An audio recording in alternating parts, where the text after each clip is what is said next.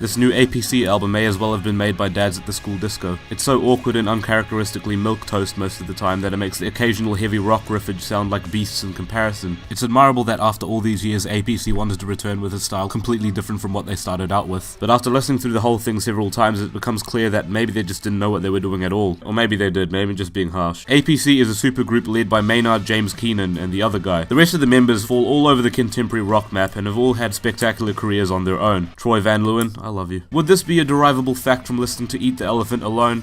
No. The album begins with a song detailing the concept of eating the elephant. An elephant would be a massive meal to dig into, so many different pieces to dissect, but at the end of the day, all that matters is the fact that you tried. As long as you start somewhere, you'll eventually make it out the other end. Which is a fitting concept considering that's exactly how I feel about this album. I just don't know where to start. Its core is piano-based rock that certainly rings with the air of poignancy that it tries to conjure up, given its politically driven lyrics and a technophobic line or two about watching your phones. But there's a plastic and glossy veneer to this album that I can't shake, and every big impact it tries to make is weakened as a result. Why do the drums sound so boxy? Why does So Long and Thanks for All the Fish sound like the credits song for a straight-to-DVD Christmas movie? Better yet, why is there a track named after that Hitchhiker's quote anyways? Although the lyrics on that track in particular are interesting in fairness, reflecting on the passing of beloved celebrity figures, but in acknowledging their legacies we must continue to move on through life, or whatever. It's a touching sentiment, but leave it to APC to make it sound like the corniest moment on the entire thing by bringing in massive symphonies, and I understand trying to make a song sound emotional, but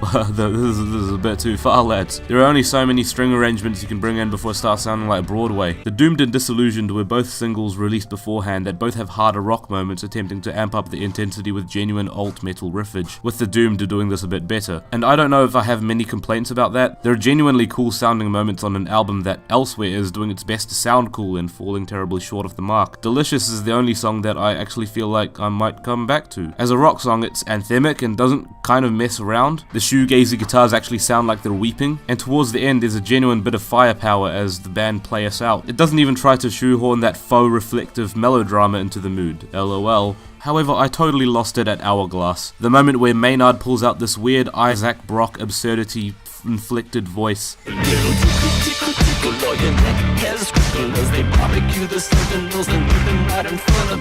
And on the chorus he sings through some otherworldly Zolo-flavored vocoder robot filter that sounds like many things. A speak and spell, wall E, and above all, absolutely unnecessary.